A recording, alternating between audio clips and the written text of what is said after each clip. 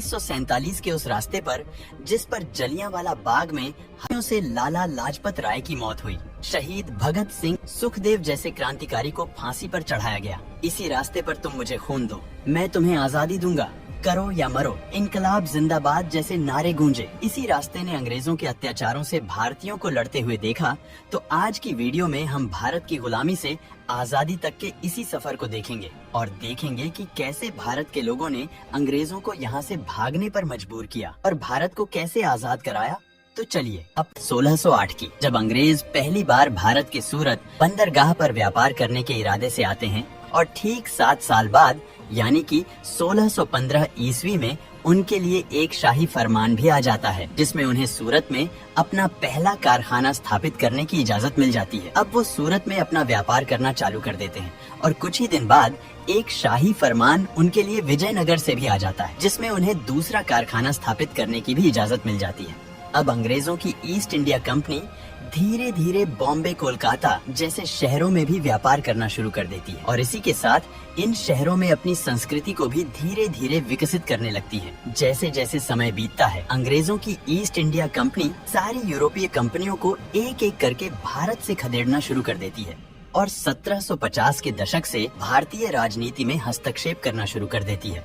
और फिर वक्त आता है 1757 का, जिसमें ईस्ट इंडिया कंपनी का नेतृत्व रॉबर्ट क्लाइव करता है और बंगाल के नवाब सिराजुद्दौला को प्लासी के युद्ध में हरा देता है, जिसके साथ अंग्रेज भारत में अपना पहला शासन बंगाल में स्थापित करते हैं। बंगाल में शासन स्थापित करने के बाद अंग्रेजों की ईस्ट इंडिया कंपनी फिर नहीं रुकती और एक एक करके भारत के राज्यों पर अपना कब्जा जमाना शुरू कर देती है। इसमें कुछ लड़ाई के नाम मैं आपको बता देता हूँ जो ईस्ट इंडिया कंपनी ने जीती थी, क्योंकि अगर मैं इन्हें एक्सप्लेन करूँगा तो वीडियो 1764 में बक्सर का युद्ध जीता, 1799 में टीपू सुल्तान को हराया।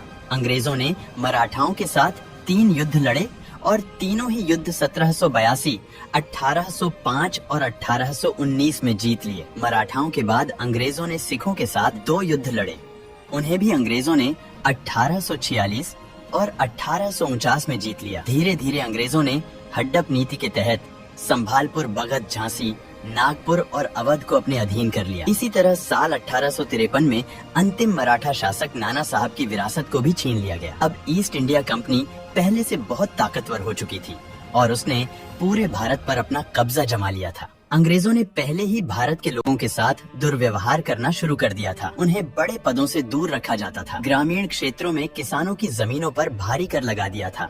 यूरोपीय सैनिकों के मुकाबले भारतीय सैनिकों को कम वेतन दिया जाता था। निशुल्क डाक सेवा को भी खत्म कर दिया था, जिससे भारत के लोग काफी गुस्से में थे। और तभी एक खबर आती है कि जो नई राइफल हैं, उनके कारतूस में गाय और सुअर की चर्बी का प्रयोग किया गया है, जिसके बाद भारतीय सैनिक इन कारतूसों का इस्तेमाल करने से मना कर देते हैं और 10 मई 1857 को मंगल पांडे अंग्रेजों के खिलाफ पहला विद्रोह कर देते हैं और यहीं से होती है शुरुआत।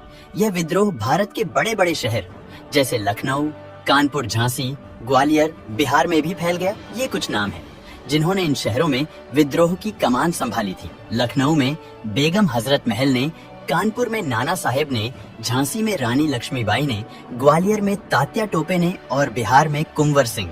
और यही राज्य इस विद्रोह का केंद्र भी थे। ये विद्रोह पूरे 1 साल से ज्यादा चला, लेकिन 1858 में अंग्रेजों ने इसे दबा दिया। यह विद्रोह ईस्ट इंडिया कंपनी के शासन का अंत बना और जो भारत की कमान थी वो अब सीधे ब्रिटिश सरकार ने अपने हाथ में ले ली। इससे भारत के लोग खुश नहीं थे, जिसकी वजह से 1858 के बाद भी जगह जगह विरोध होते रहते थे। अंग्रेजों ने देखा कि हमारी और भारतीय जनता के बीच तालमेल की कमी है, जिसको पूरा करने के लिए ओ ह्यूम और जनरल लॉर्ड डॉफर ने 28 दिसंबर 1885 को भारतीय राष्ट्रीय कांग्रेस की स्थापना करी और इसका पहला अध्यक्ष व्योमेश चंद्र बनर्जी को बनाया। भारतीय राष्ट्रीय कांग्रेस भारतीयों का पहला राजनीतिक दल बना, जिसने पूरे भारत को एक किया। जहां भारतीय राष्ट्रीय कांग्रेस भारत के लोगों को एक कर रही थी, वहीं दूसरी तरफ अंग्रेजों की फूट डालो और राज करो की नीति ने 1905 में बंगाल का विभाजन कर दिया, जिसके बाद 1906 में मुस्लिम लीग की स्थापना हुई और कुछ समय बाद 1915 में होम रूल लीग की स्थापना की गई, जिसका उद्देश्य स्वशासन को स्थापित करना था।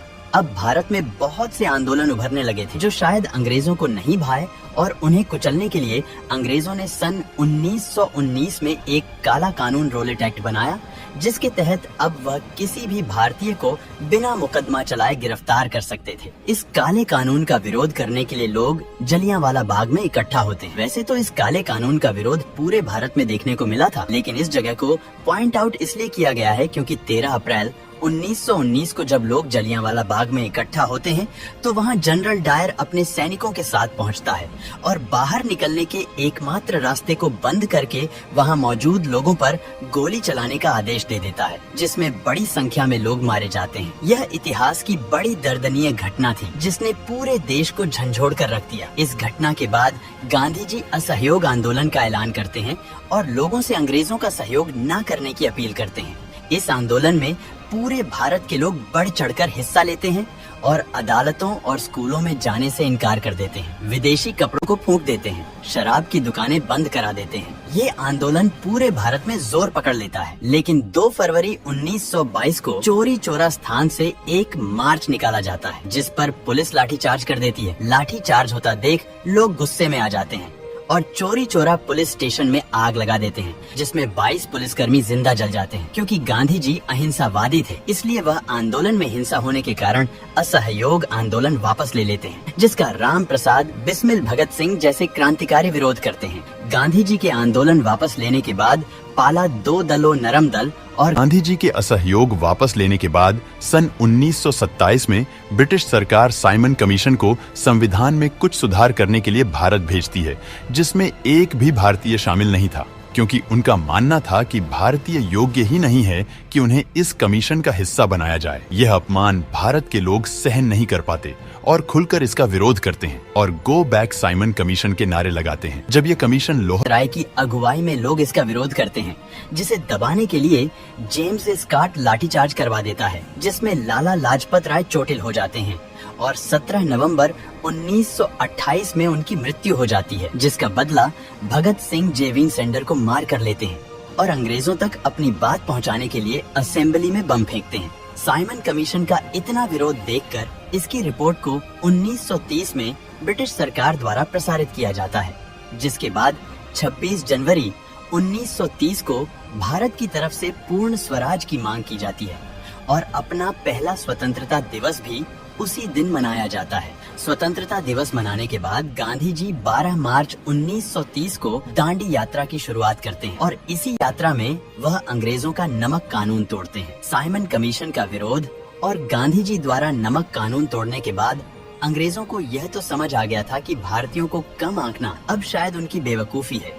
इसीलिए अब की बार जब वो 3 गोलमेज सम्मेलन 1930 से 1932 के बीच में करते हैं तो भारतीयों को न्योता देना नहीं भूलते, क्योंकि एक बार ना बुलाकर वह अंजाम देख चुके थे। अब अंग्रेज भारत के लोगों के सामने कमजोर पड़ने लगे थे, जिन्हें और कमजोर करने के लिए सुभाष चंद्र बोस सन 1943 में आजाद हिंद फौज का गठन करते हैं और आजाद हिंद फौज को दिल्ली चलो का नारा देते हैं। गांधी जी ने पहले ही 8 अगस्त 1942 को करो या मरो का नारा देकर भारत छोड़ो आंदोलन की शुरुआत कर दी थी, जिसमें पूरे भारत के लोगों ने एक होकर हिस्सा लिया और अंग्रेजों को भारत छोड़ने पर मजबूर कर दिया। और फिर वक्त आया वो जिसका पूरे भारत को इंतजार था, भारत की आजादी का, जो हमें मिल जाती है। पर अंग्रेजों की फूट डालो और राज करो की नीति भारत के 2 टुकड़े करवा देती है, जिसके बाद एक नया देश बनता है पाकिस्तान, जिसको आधिकारिक तौर पर 14 अगस्त 1947 को आजादी मिलती है और हमारे 1947 को आजादी मिलती है। इसलिए हम अपना स्वतंत्रता दिवस 15 अगस्त को मनाते हैं।